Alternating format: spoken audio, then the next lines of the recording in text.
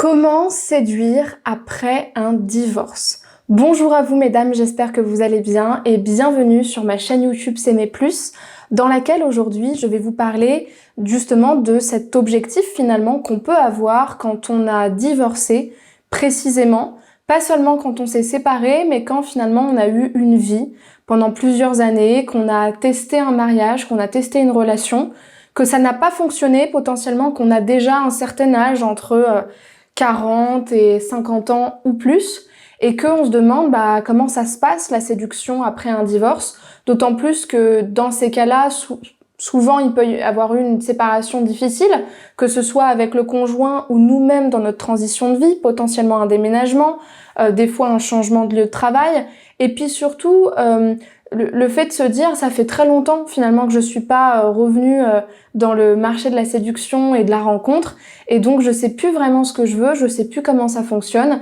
et quand on est une femme, on peut avoir encore plus d'injonctions et de peur par rapport à ça. Pour celles qui ne me connaissent pas, je me présente, je m'appelle Chloé Mercard, je suis coach et je suis maître praticienne en programmation neurolinguistique en PNL et praticienne en hypnose ericksonienne. Donc je pratique les thérapies brèves et ma spécialité, c'est d'accompagner les femmes à se libérer de la dépendance affective, de les accompagner à s'aimer, à renforcer leur estime d'elles-mêmes au quotidien, et je le fais notamment à travers ces vidéos. Donc si vous n'êtes pas encore abonné à la chaîne YouTube, faites-le maintenant en cliquant sur le bouton rouge s'abonner pour recevoir une vidéo chaque matin à 8 h sur le sujet des relations amoureuses et de l'estime de soi.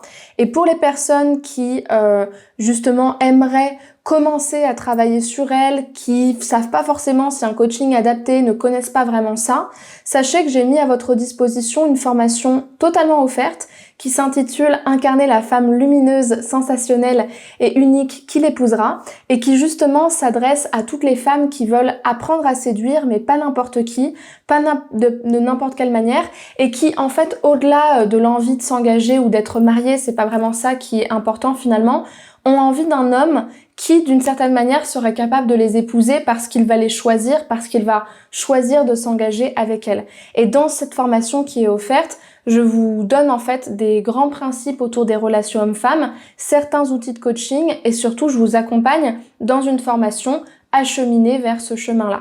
Donc pour y accéder, cliquez sur la description de cette vidéo. Vous avez un des liens dans les premiers liens qui correspond à cette formation.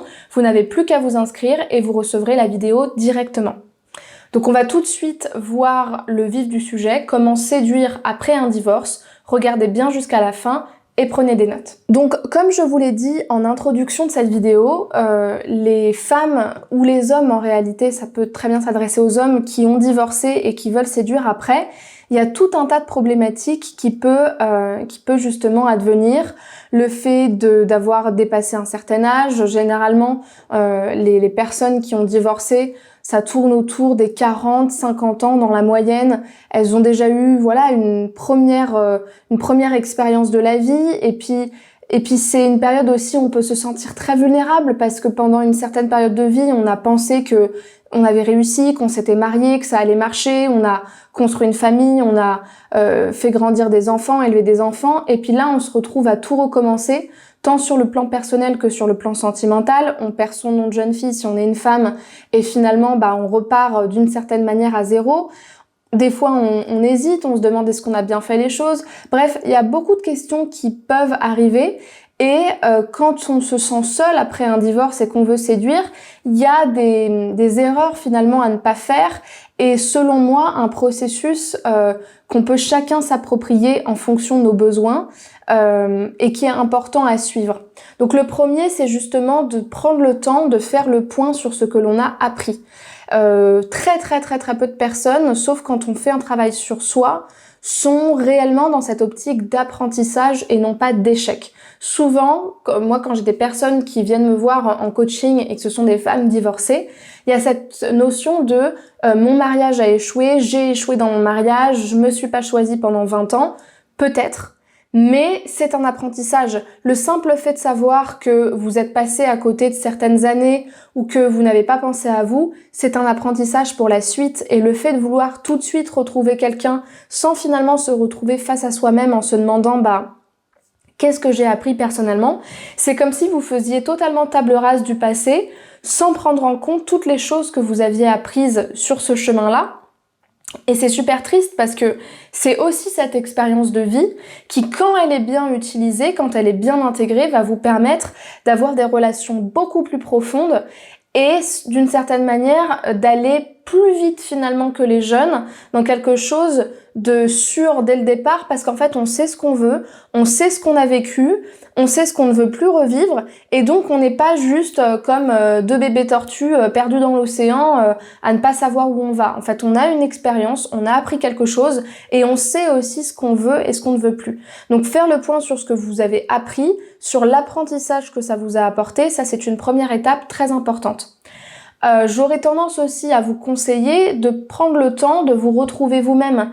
Je peux comprendre qu'on se sente seul et qu'on veuille retrouver quelqu'un, mais quand la motivation de trouver quelqu'un est finalement une façon de se fuir soi-même et de s'éloigner de soi-même et de sa solitude, c'est jamais une bonne idée, parce que ça veut dire que vous êtes drivé par la peur, vous êtes drivé par quelque part l'anticipation d'une solitude, la fuite en avant vers quelque chose qui finalement n'est pas voulu pour la rencontre en soi de l'autre, mais plus par quelque part par recherche de supprimer sa solitude, alors que le fait de vous retrouver en face de vous-même, surtout quand on a passé des années avec quelqu'un, ça peut être très très utile pour vous rendre compte de vos ressources, de vos capacités, tout simplement pour vous intéresser à quelle femme je suis, en fait, qui je suis quand je ne suis pas mariée, qui je suis quand je ne suis pas une épouse, qui je suis quand je ne suis pas une mère, qui je suis en dehors d'un mariage.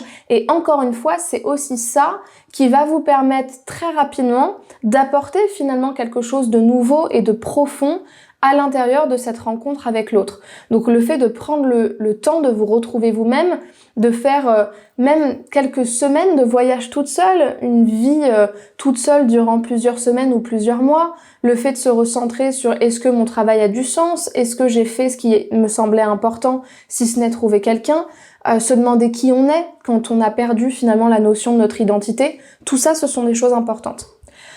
J'aurais tendance aussi à vous conseiller de faire le point sur ce que vous voulez. Je l'ai abordé tout à l'heure, mais quand vous avez fait le point sur vos apprentissages et sur qui vous êtes, c'est intéressant de vous demander qu'est-ce que vous voulez.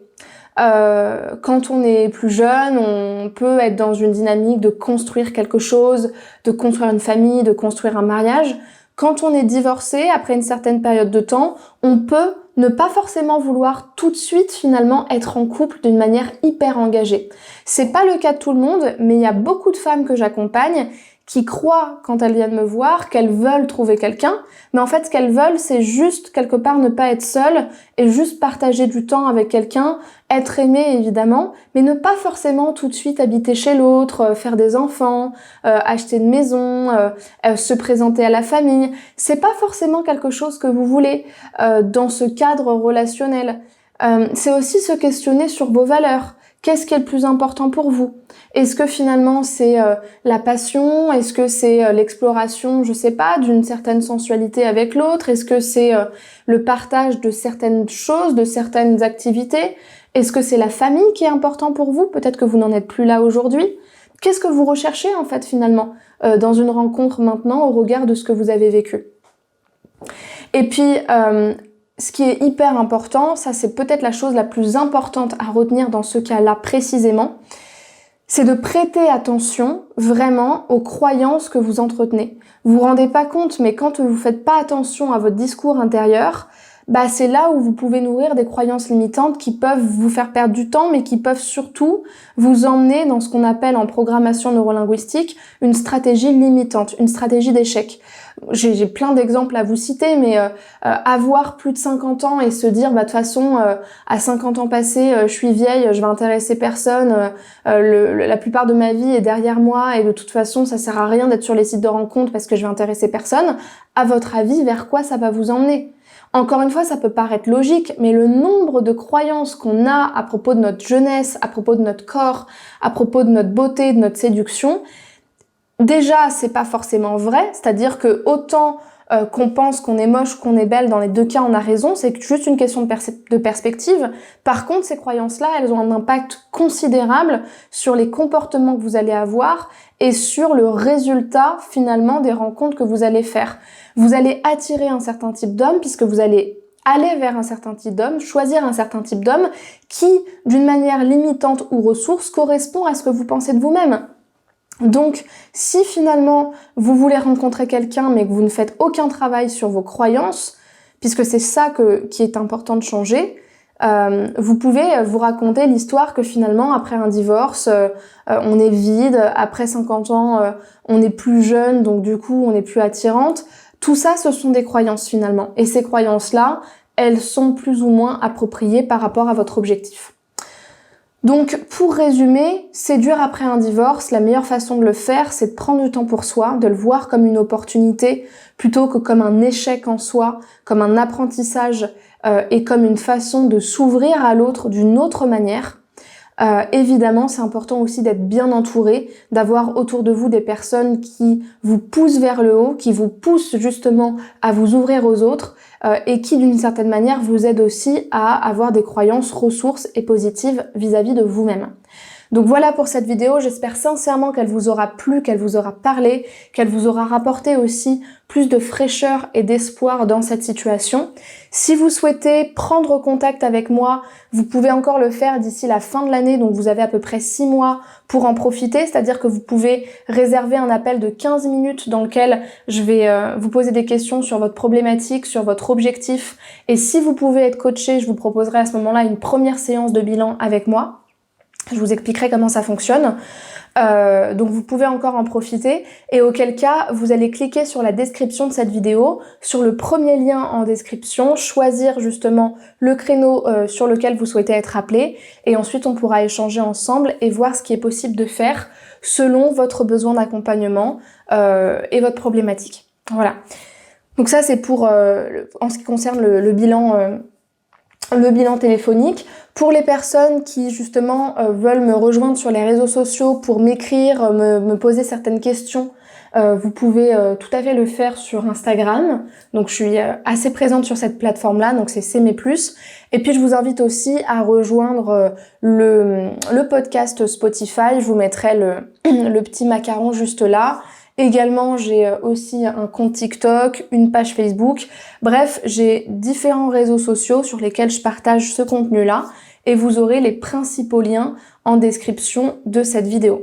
Donc je vous remercie pour votre attention.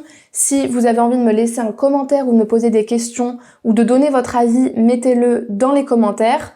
Abonnez-vous pour ne pas manquer de vidéos et je crois que je vous ai à peu près tout dit. Vous avez mon site internet dans la description de la vidéo si vous souhaitez prendre connaissance de mon offre d'accompagnement personnalisé en coaching ou encore de mes différentes offres de formation pour les personnes qui préfèrent faire tout ça en autodidacte et en apprendre plus sur elles-mêmes. Je vous remercie et je vous dis à demain pour une prochaine vidéo. Au revoir.